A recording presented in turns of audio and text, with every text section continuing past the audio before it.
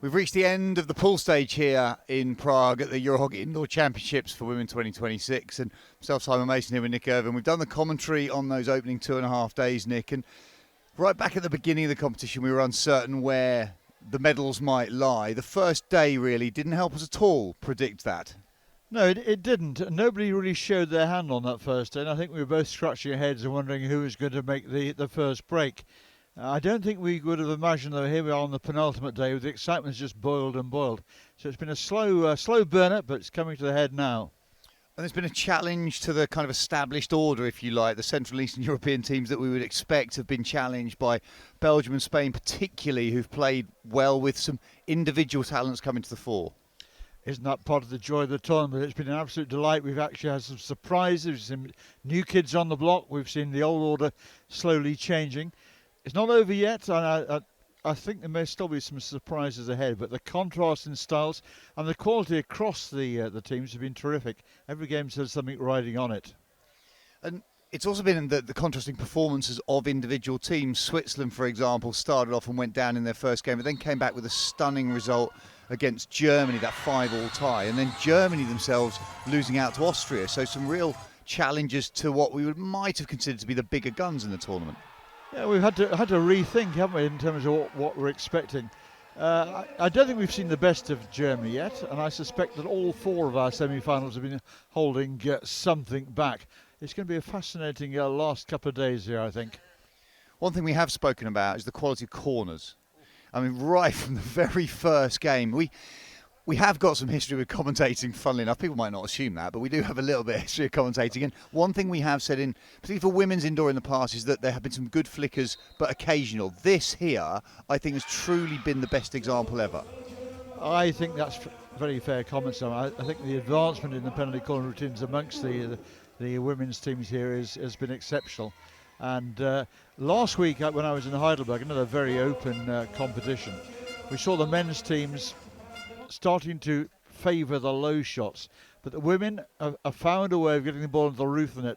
They've kept us very much on the edge of our seats. Some stunning finishing.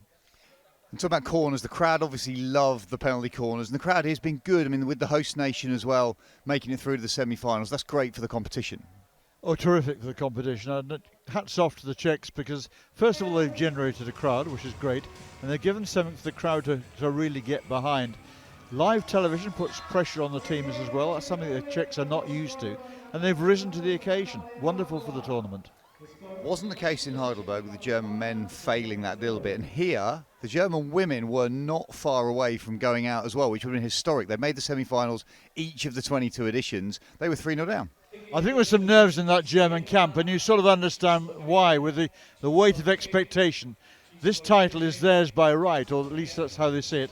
But I've got a sneaking suspicion they're going to be there or thereabouts come the medal handover tomorrow afternoon.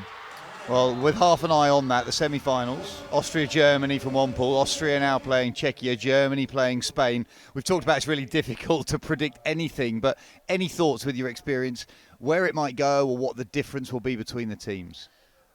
Well, if we can talk a little bit about Spain, I mean, they've been something of a surprise package here. I don't think they should fear anybody. They just need to go out there, enjoy themselves, express themselves. Been a couple of things they might want to tighten up on. We saw in that last game against Czechia where the defence went inexplicably walkabout in the early stages. I don't think we're going to see that in a semi-final somehow, but I just hope they go out there and play and show the joy that they have. They've been an absolute revelation to me. Then we've of the Austrian type teams, almost a Polish type of approach to the game. Then of course we've got our friends from Germany. The real Germany showed themselves in that second half of that game this morning. They needed to stand up, and stand up they most certainly did.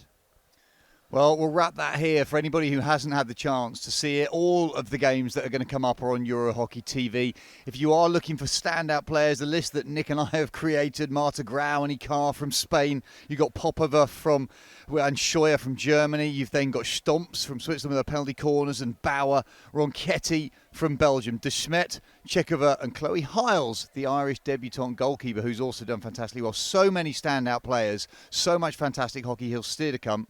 The playoffs start now. The trophies will be lifted tomorrow even. Nick, thank you very much. Your final thoughts? Well, my final thoughts are, I mean, we talk about the player of the tournament always. I think there's room for somebody still to get involved and to come from the blind side, if you like, and become the outstanding player of what has been, by any standards, an outstanding tournament to date. Let's see if that comes true. Thanks, Simon.